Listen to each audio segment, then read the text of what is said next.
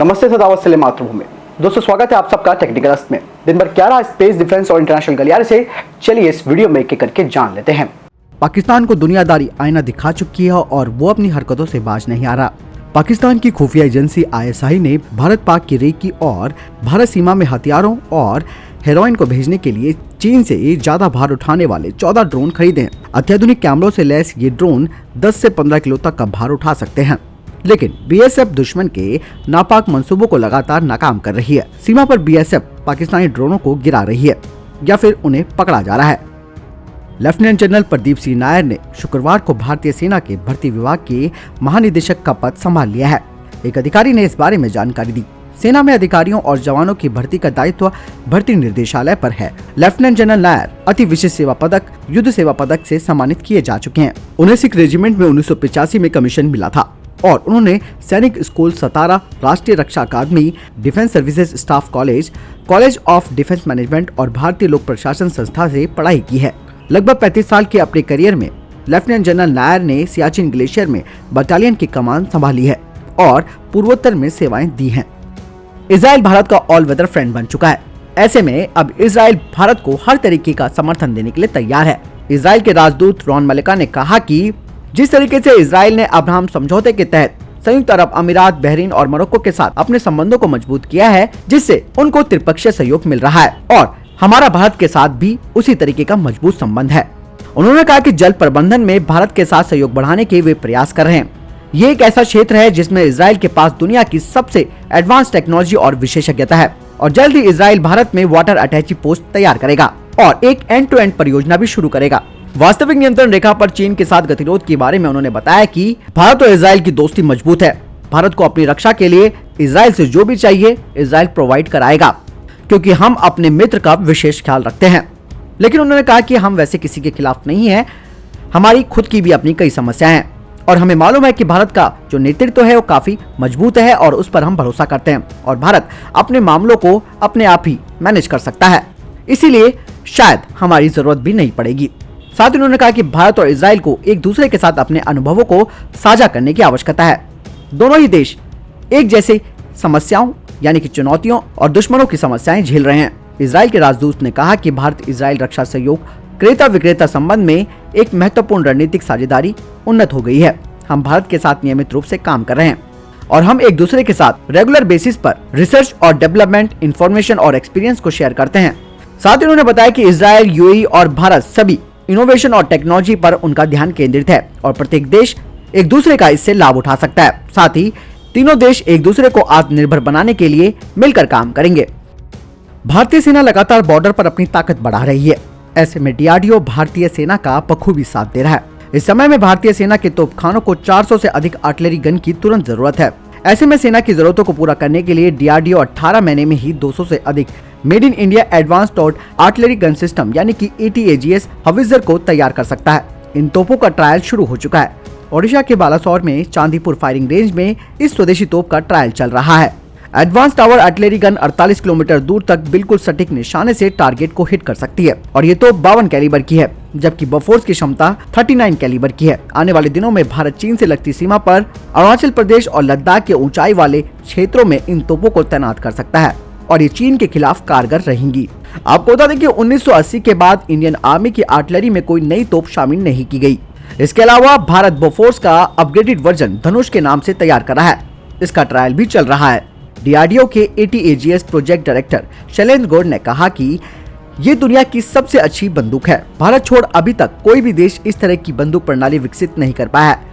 उन्होंने कहा कि ये स्वदेशी बंदूक भारतीय सेना की 1800 आर्टिलरी गन सिस्टम की जरूरतों को पूरा करने में सक्षम है, इसीलिए अब इस तरह की एडवांस गन बाहरी देश से खरीदने की जरूरत नहीं होगी। DRDO के अनुसार इस तोप को 3 साल के भीतर डिजाइन किया गया और परीक्षण के लिए रखा गया।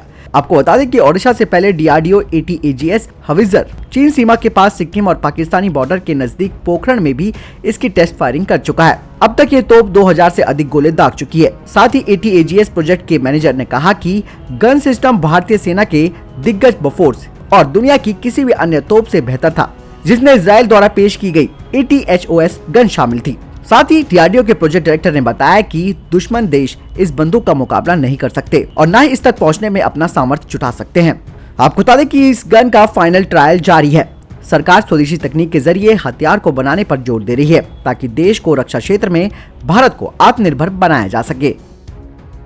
रक्षा मंत्री राजनाथ सिंह ने चीन से सीमा विवाद को लेकर कहा कि किसी भी स्थिति में देश के आत्मसम्मान की रक्षा के साथ कोई समझौता नहीं किया जाएगा।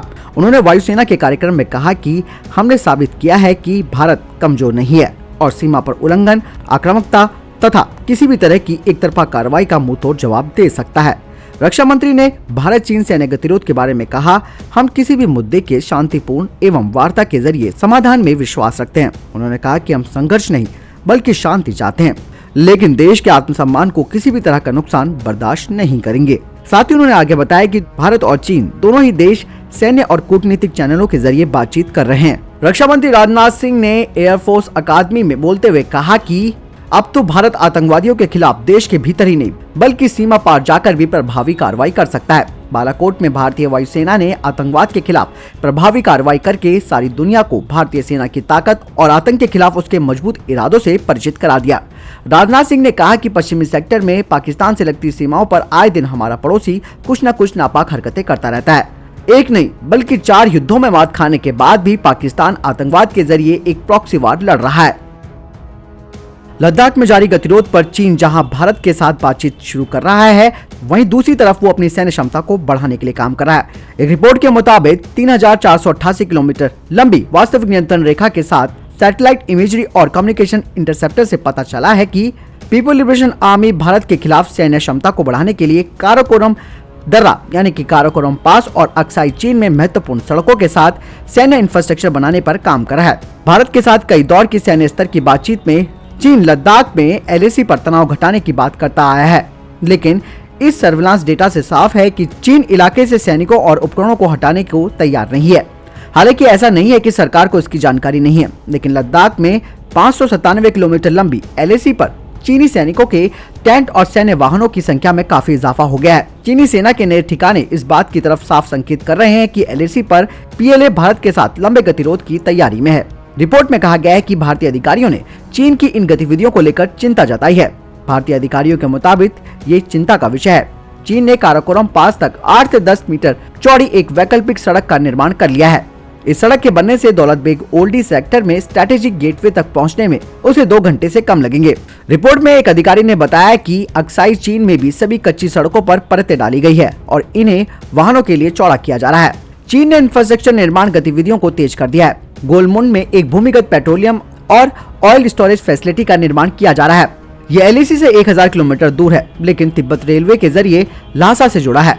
इसके साथ ही PLA ने भारत तिब्बत सीमा पर सैनिकों की तैनाती में इजाफा किया है। रिपोर्ट के मुताबिक चीन की सिक्किम बॉर्डर पर भी सैन्य गतिविधियां जारी है। दूसरी ओर चीन अरुणाचल प्रदेश के पास पांगटा एयर बेस पर 2 अंडरग्राउंड फैसिलिटी बना रहा है।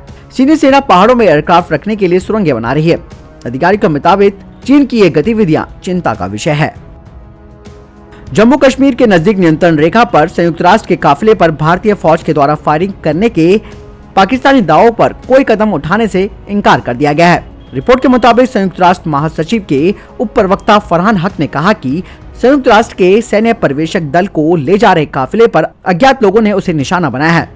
उनके मुताबिक UN के पर्यवेक्षक युद्ध विराम उल्लंघन के आरोपों की जांच और रिपोर्ट करने के लिए रावलकोट के पास रूटीन निगरानी पर थे। संयुक्त राष्ट्र संघ के प्रवक्ता ने अज्ञात लोगों की पहचान भारतीय होने यानी उस कोशिश को लेकर भारत के सैनिकों का हाथ होने से इनकार कर दिया, जबकि पाकिस्तानी सेना ने आरोप लगाया था कि संयुक्त राष्ट्र के पर्यवेक्षक वाहन पर भारतीय सेना ने निशाना बनाया था। फरहान ने कहा कि UN के वाहन के कर्मियों और ड्राइवर को कोई नुकसान नहीं हुआ है, लेकिन वाहन को कुछ नुकसान जरूर पहुंचा है और मिशन उस घटनाक्रम की जाँच भी कर रहा है। रूस अब 6ठी पीढ़ी के विमान पर काम कर रहा है और 6ठी पीढ़ी के विमान को वो विकसित करने वाला है। रूस की मिग और सुखोई यानी कि ये दोनों ब्रांड अब एक साथ मिलकर 6ठी पीढ़ी के फाइटर जेट को विकसित करेंगे और ये 6ठी पीढ़ी का विमान जैसे कि मैंने बताया कि मिग सुखोई के द्वारा निर्मित किया जाएगा। 2016 में रूस के तत्कालीन प्रधानमंत्री ने इस बात की घोषणा की थी कि रूस ने 6ठी पीढ़ी के लड़ाकू विमान पर काम करना शुरू कर दिया था। उन्होंने कहा था कि सुखोई डिजाइन ब्यूरो 6ठी पीढ़ी के लड़ाकू विमान बनाने की प्रारंभिक योजना उसने प्रस्तुत की थी।